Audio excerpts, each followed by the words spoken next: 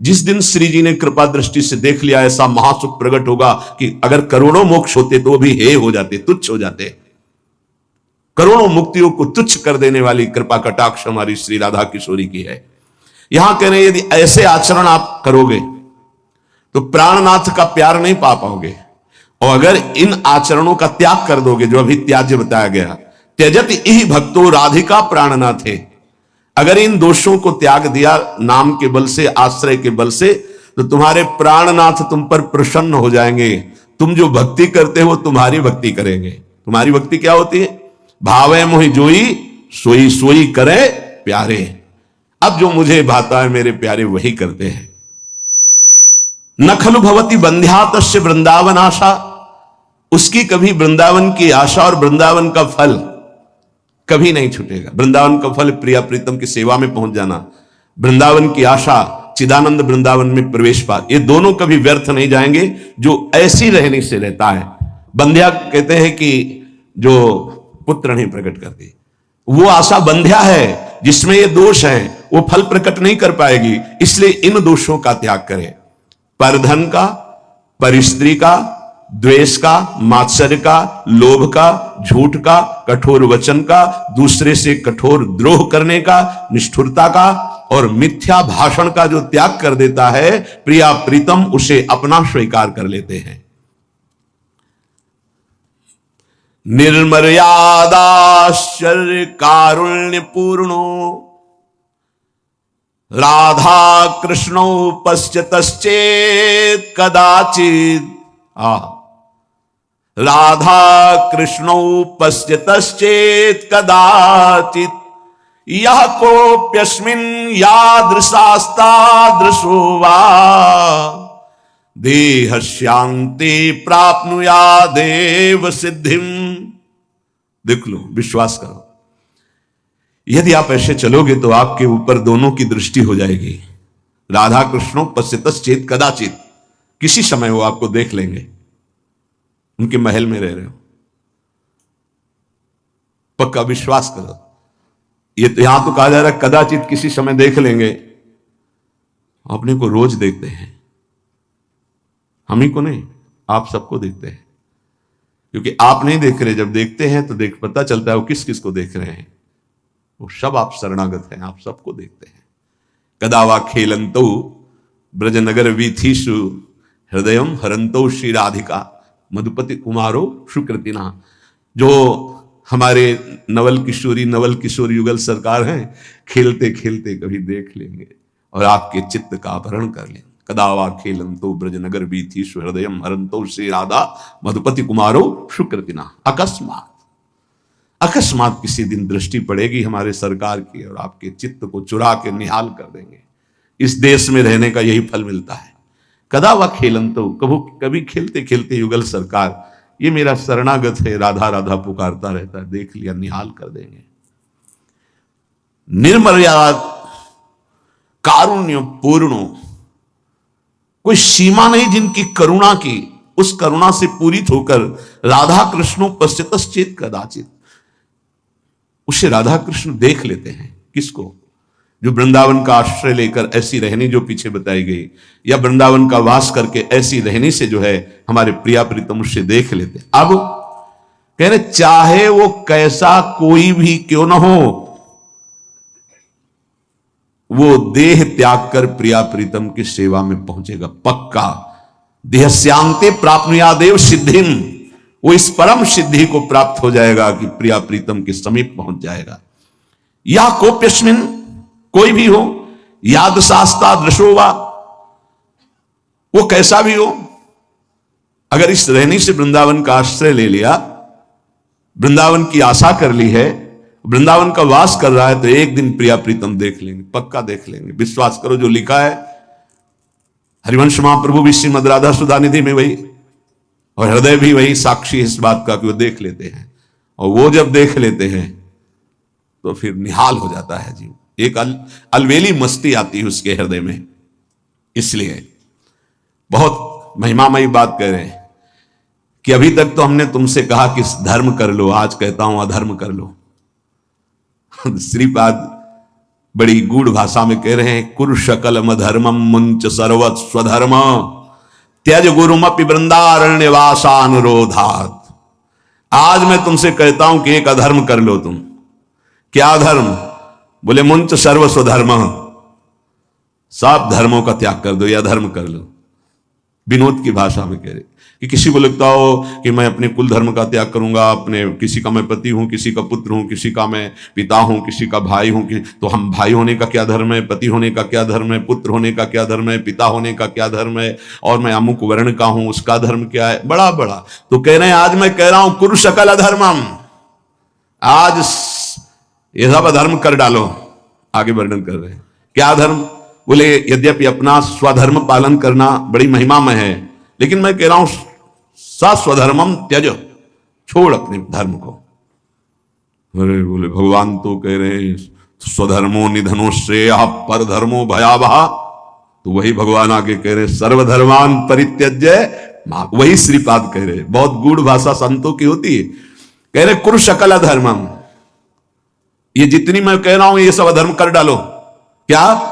बोले सर्व स्वधर्म त्यज, अपने स्वधर्म का त्याग कर दो। फिर क्या करो?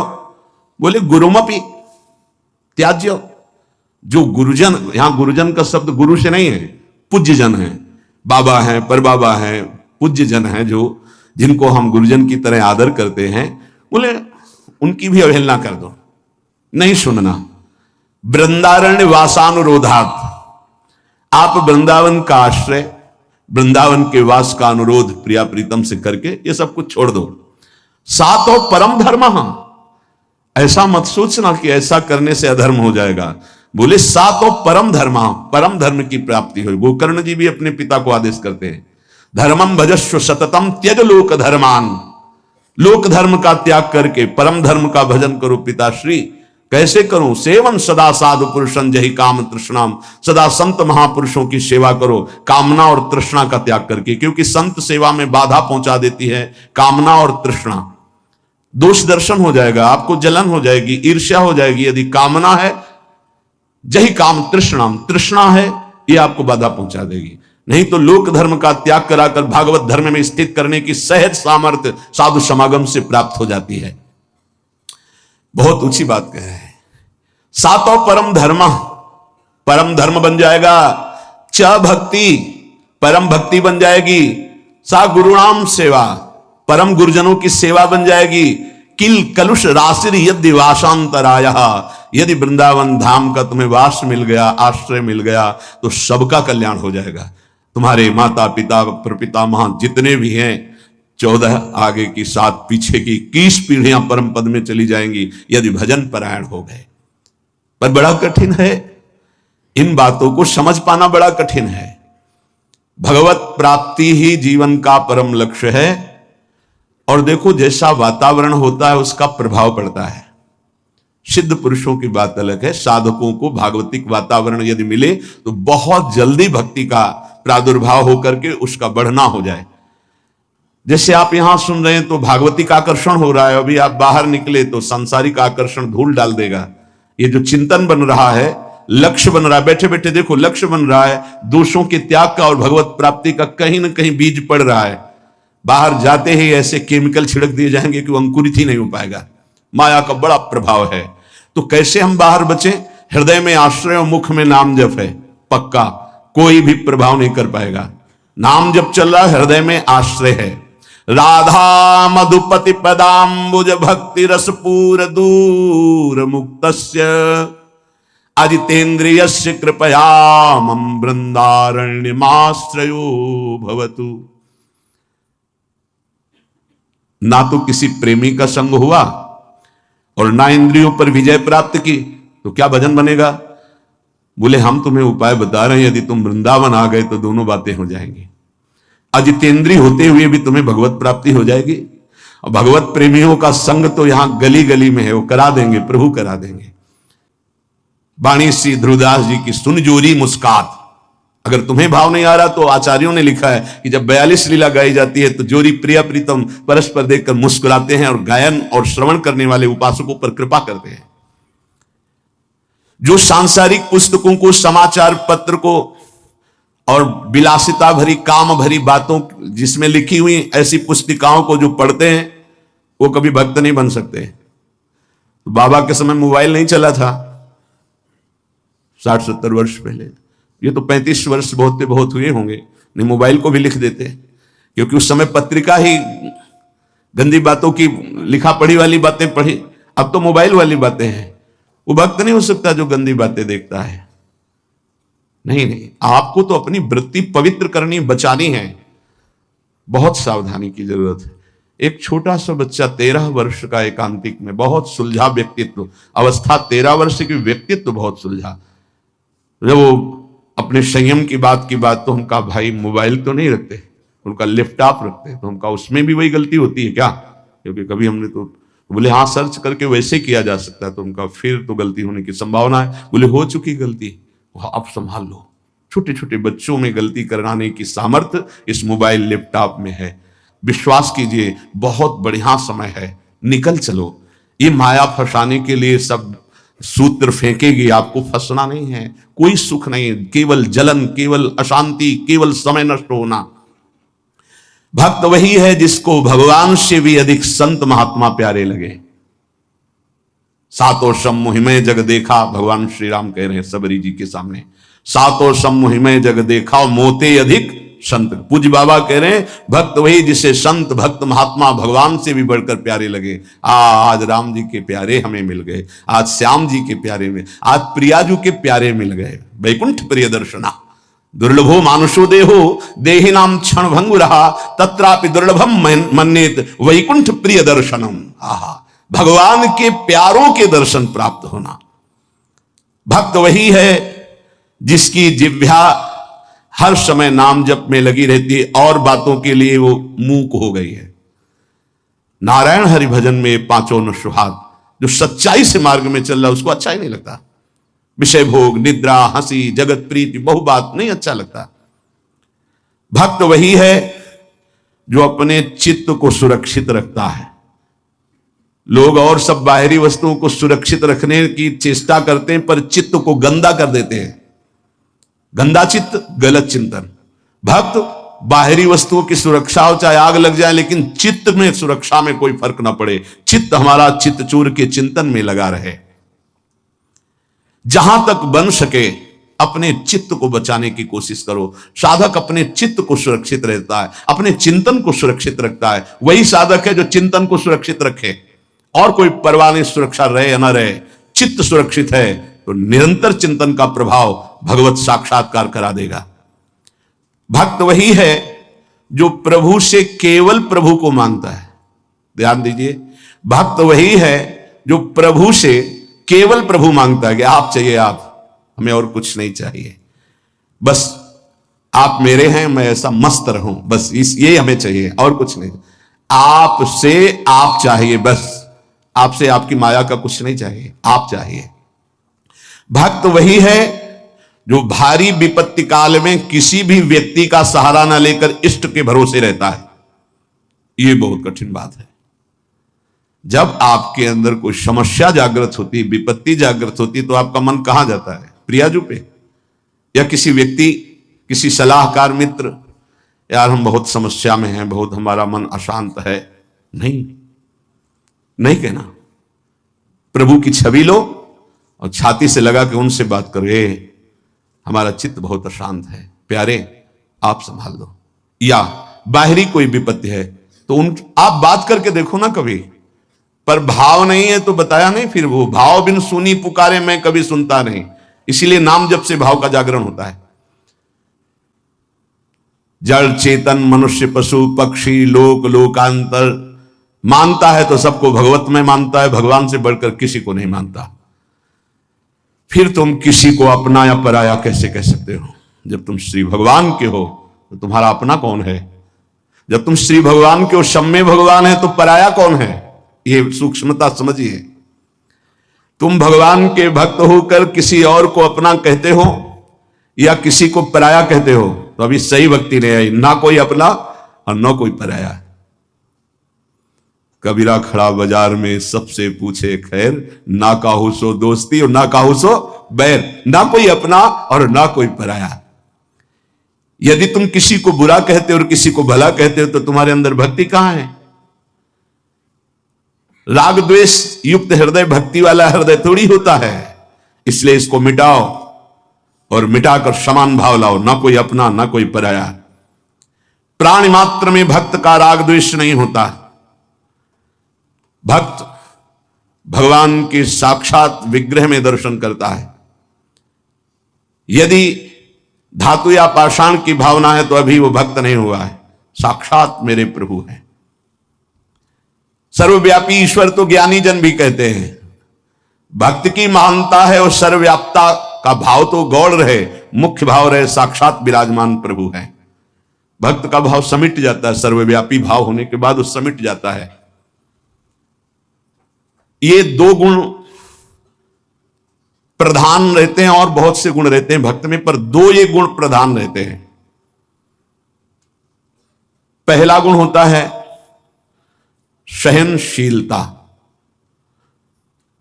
ये दो गुण प्रधान भक्त में देखे जाते हैं, और तो बहुत से गुण होते हैं। एक बार चर्चा हुई थी 33 गुण पीछे भी, पर ये प्रधान दो गुणों से परीक्षा होती है अपने हृदय की कि हृदय में भक्ति आई कि नहीं। हर बात को सह जाना। तास्तितिक्षस्व भारत, जितना सहनशील होगा उतना बड़ा वो भक्त बनेगा।